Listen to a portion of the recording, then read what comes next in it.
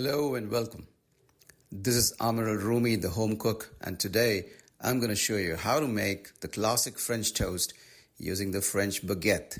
And I promise you, it's so simple and yet so delicious that your kids or the kid in you is going to just love it. Let's jump in.